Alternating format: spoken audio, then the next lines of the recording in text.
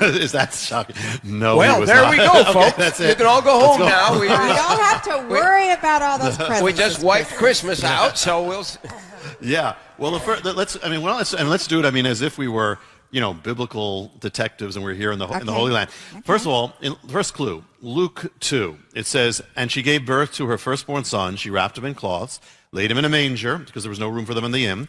In the same region, there were some shepherds staying out in the fields, keeping watch over their flocks by night." That alone is a clue right there. It is? Yeah, absolutely. Because people who argue December 25th seek to deal with this. The rabbis say in the Talmud that shepherds would only be out in the fields around March until the next rainy season. So people argue, well, the winter there is not, the winter still gets cold there too. I mean, if you've been to Israel in the winter, it does get, I've been there when there's been snow.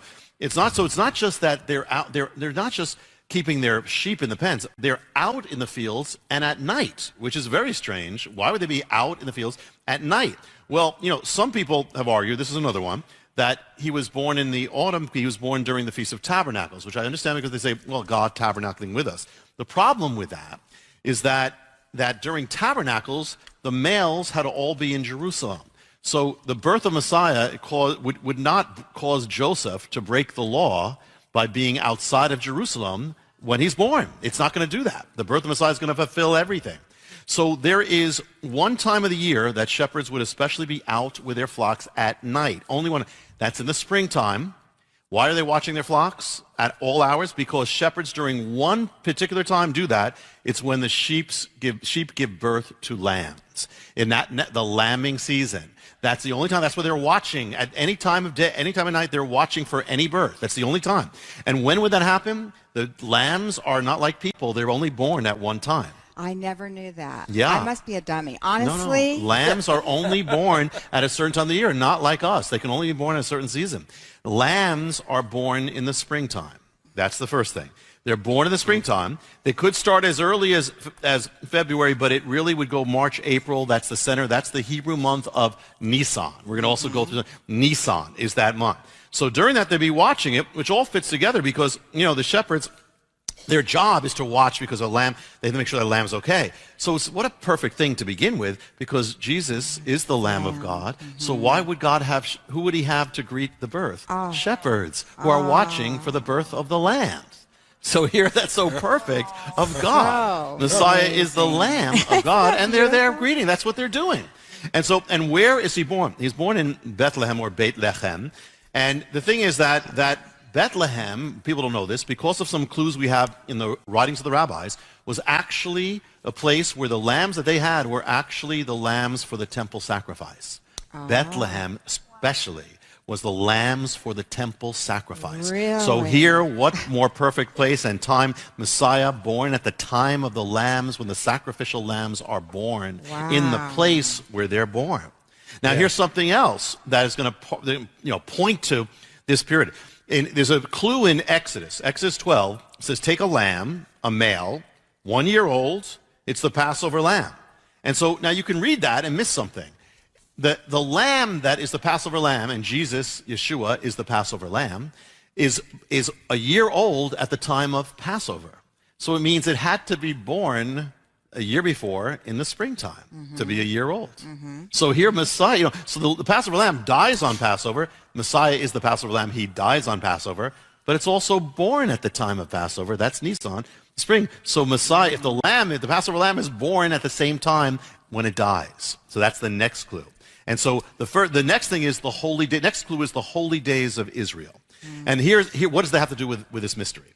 Well, the central events of Messiah's life and his time on earth, they all take place on Hebrew holy days. I mean, and we'll start, and one people don't even realize, Palm Sunday, the first thing is he's going to his passion, getting on that dock, going there. That's a Hebrew holiday. People don't realize the first Hebrew holiday ever given to Israel was Palm Sunday. And where it is, it doesn't say Palm Sunday, it's in Exodus 12 when it says, take a lamb on the 10th day of the month. You'll take the lamb, you'll keep it for 4 days, you'll take the lamb to your house. That's called the 10th of Nisan. The first command given to Israel to continually keep, the 10th of Nisan, is the day of the lamb. The day that they take the lamb to their house, keep it there until the time of the sacrifice. So what happens? the 10th of Nisan, count back from the Last Supper as Passover, the 14th, 15th of Nisan, go back, you are at Palm Sunday. Palm Sunday is the 10th of Nisan. It's the first Hebrew day ever given, and it's the day that they are actually, when he's coming to Jerusalem, they're all taking the lambs to their house. God is taking the Lamb of God to his house on the day of the lamb being taken to the house. Oh my! It's all there. Really amazing. And the first thing in this, the first command ever given to Israel to go was, think about this, was take the lamb. In Hebrew, you can translate it, accept the lamb, receive the lamb. The first command he gives to the Jewish people is accept the lamb.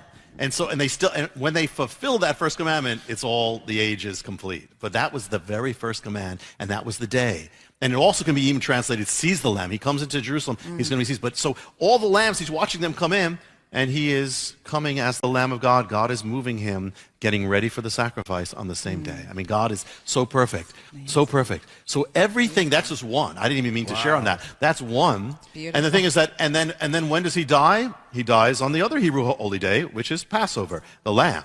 When does he rise? He rises on the other Hebrew holy day. We can do a whole thing on this. The Feast of First Fruit, the day of the first fruit, when the first fruit is lifted up from the earth as the new life, after the new life of God, he is raised up as the first fruit. Paul even says it's on the day of the first fruit. Everything happens. Then you think, what's the next great event of the church? It's Pentecost. Pentecost is a Jewish holiday. People don't realize that. Yes. Pentecost is Shavuot in Hebrew. You know that the word Pentecost is a Jewish word that those same Greek rabbis who came up with the tower, calling it the come let us build a tower, they're the same ones who came up with the name Pentecost. And Pentecost is a Jewish holiday. In fact, there are some Orthodox Jews will know that they're celebrating Pentecost. They were the first Pentecostals because they're celebrating that. Moses was the Pentecostal. He told them to celebrate this. And in Greek, it's Pentecost 50 days. In Hebrew, it's Feast of Weeks. Same thing. So everything happens on a Hebrew holiday of his life. His death, his resurrection. So, of course, his birth. God is very accurate and absolute. It's going to happen on a significant holy day of Israel. So the question is, which one? It begins in the springtime. The first feast is Passover. The age begins with Passover, Messiah on the cross. And it ends with tabernacles, when God will come down and tabernacle. And so we can do a whole thing on this, but the whole age is that. So when would he be born prophetically? It's not going to be in the autumn. That's the second coming. Got to be in the spring again. It all points back to the spring. And it points back to this month called Nisan, which means the beginning. The month means the beginning. That's what it means. That's when it all begins. So, and everything he does in order. Yes, Palm Sunday, he does it according to those days. So if you count back, you got resurrection in the Nisan, you got Passover, 15th of Nisan, you got Palm Sunday, 10th of Nisan. You only have a few more days from the beginning that this has got to happen. So it's narrowing it down now to the very first days of Nisan. And so now the next clue. Every time he fulfills a holy day, he doesn't just fulfill the time. The theme of that day, he fulfills it. For instance, Passover, he dies as the Passover lamb. First fruits, he rises. So everything has to do with that. Is there any day on the Hebrew calendar that would match up with birth, new beginning, new everything? There is one day, and it happens to be in Nisan. And the one day is Nisan 1, which is the very beginning of the Hebrew year, the very day that begins everything. And this is the day that it's the real New Year, though most Jewish people think Rosh Hashanah. Yeah, Rosh Hashanah. It's not. The real New Year of God is Nisan 1. Now, the thing about Nisan 1 is you don't have to be in Jerusalem. There's no command to be in Jerusalem, yet it's a holy day, so Joseph could be there at that time. And think about this. It's the day that begins the calendar. It changes the calendar. The old calendar is gone. The new calendar begins. What does Messiah's birth do when he comes to this world? He changes the calendar. Yeah. The whole calendar is changed, BC AD, and there's one day in the Hebrew calendar that matches that, and that's Nisan 1. It's the calendar changer. But now we're going to even go deeper. We're going to go to the moon now. Okay, we go for the moon. But this is not, and I want to tell you, as we're doing this, there's all sorts of things that touch on a million other things, so it's good. The mystery of the moon. And that is, the Hebrew calendar is based on the moon, and that's where we get the word month. So the moon. And so when Jesus died, people don't realize this, he died at the full moon. When he died, it was a full moon. Why? Every Hebrew month begins with a new moon, starts. Right. It reaches its peak at the full moon. That's what it's called. The month is in its fullness. That's right in the middle. Jesus died on the Nisan 14-15, the middle, that's Passover. That's when the moon had to be full that day, had to be full. And as a symbol, Nisan means the beginning. It's the month that means the beginning. The full moon means it's the fulfillment of this beginning, this first coming. It's at the fullness of it. So his whole life is leading up to this fullness, this moon. And so when would his life begin? If it fulfills at the full moon of Nisan, means the month of the beginning, first coming, it would begin on the new moon of Nisan, the very beginning of it, and that's Nisan 1. So his whole month, there's a moon mystery behind this whole thing too. Every Hebrew calendar, every year. But I want to go now to the stars. We went to the moon. Let's go to the stars. Okay. And to do the stars, we have to go to the people who were priests, but not Jewish priests, of the religion called Zoroastrianism, which we know as the Magus or the Magi. The strange Magi, or in Hebrew, the Magim. So they were astrologists. Yes, let's get into that. Yeah, about astrology. We'll get it. Yeah. They were looking. They saw him. The coming of the Lord in the star. They did, and they did, and you know that there's actually a prophecy about the Magi. People don't really in the Old Testament. Isaiah 60 says, "Arise and shine, your light has come," and then it says, "Nations will come, kings will come," and then it says, "A herd of camels will cover your land, for they will come bearing gold and frankincense." That's Isaiah 60. It actually prophesies the Magi. They will come with gold and frankincense. How did I ever miss that? Gold and frankincense. It's God. There's so much in there. You read it, and it's like I think because only God just puts it in there. I don't know. And it says gold and frankincense, and they'll come praising the Lord. That's the Magi. So the word's given that they're going to come, and then you find in Matthew it says Jesus, Yeshua, was born in Bethlehem, and Magi from the east came to Jerusalem, saying, "Where is he who was born King of the Jews? We saw his star in the east, and we came to worship him." Here we have now the clue of the Magi. The Magi that were priests and, as you said, astrologers. Now we know astrology is wrong, bad, have nothing to do with it. No Christian has any business. But God is sovereign, and that's what they know. They're looking at the stars. Back then, astrology and astronomy were basically the same. They believed there were signs. But God is able to speak. So the thing is that, what is this star? Now, there's people who've said it's some conjunction. Well, the problem is no natural star is able to move across the thing. I mean, it can move in the heavens with everything, but it can't move and guide you to a place. So it is a supernatural thing. But what's happening is, what do we know about this star? That they're led to a manger. And first of all, say something else, and you probably all know it, but this is a misconception. You see the nativity scenes, and you see the Magi there. The Magi were never there. They were never there. The Magi were 2 years later. Now, do we have a clue? When did this happen? Well, Herod's alive, and he says 2 years, kill them, according to when they saw the star. So, Herod, do we know when he died? Herod died 4 BC. So right away, we know that Jesus was born BC. He wasn't born on the 0. We know that's a mistake. It's really not the year, whatever it is, at 2012, it's really 2016, if you go, or more than that. But he had to be born BC because Herod died BC. So then, but it's 2 years before. So that's pointing us to 6 BC with the Magi seeing something. Now, here's another clue here in the mystery. If the Magi just saw a star in the sky, how would they know that this is King of the Jews? I mean, how would they put a star, a star appears, but how do you know King of the Jews? One interesting thing is that, remember, there was the prophet Daniel, and he went to Babylon. The Bible says that he became the head of the wise men of Persia. The wise men of Persia were the Magi. So actually, Daniel is the one who actually gives the time of Messiah's coming. He gives that countdown.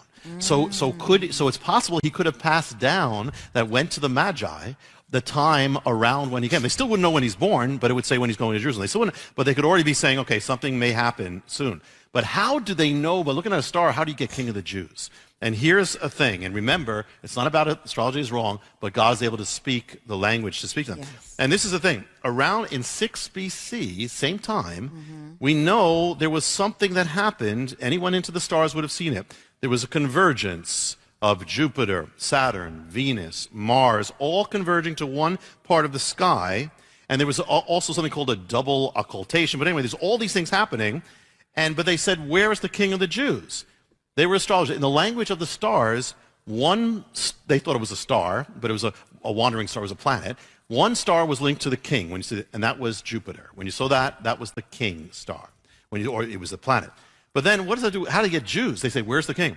There's an ancient astronomer, a Greek, or says this in a book called Tetrabiblos. Says there was, in the land of Judea, was linked to the constellation in the ancient world to Aries, the ram. That the ancient world, when they saw that, they said Judea. So why is that significant? What happened in 6 BC is that all these things converge, and Jupiter, it comes in the picture big time. Things are happening with Jupiter, and they all come to the place that's linked to Judea in the sky.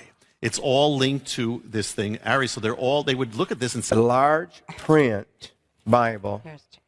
But the thing of it is, it has, and I just feel some of you really need to, and you really need to get founded on the Word. I want, in that prison, I devoured the Word.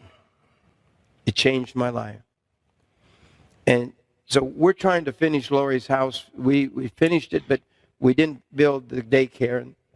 And we found out that ladies need to be able to bring their children sometimes when they're having another baby.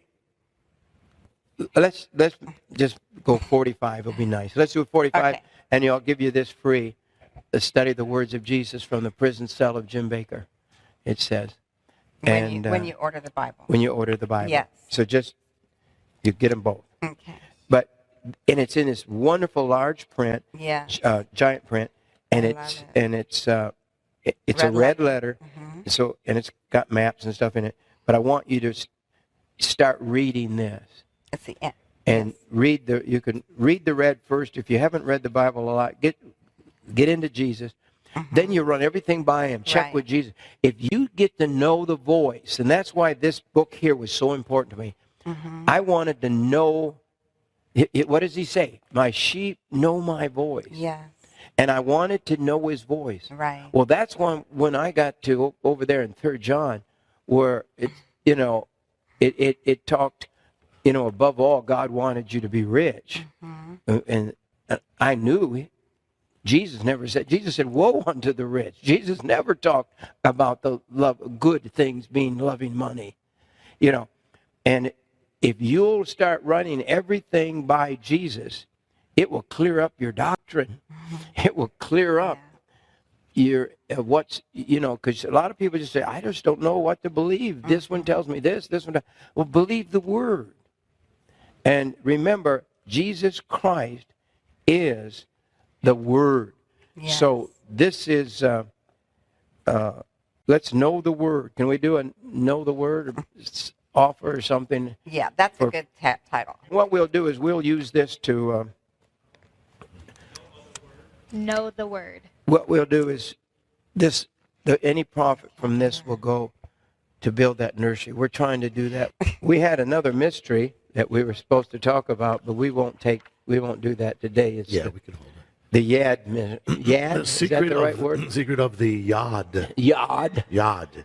It's a secret of overcoming. It's really cool, but it's in there. So that'll be in the set. That'll be in the set. album. Yes. For $100, you're getting a lot of stuff. So we did almost everything. Little highlights, and they'll get it all in the book. They'll get much more. Tape. Yes, much more. And much more than your new book. Will we introduce it? I think you will. I think the next time I'm here, I will find the book here for the first time, and I'll have my voice as well. Yeah.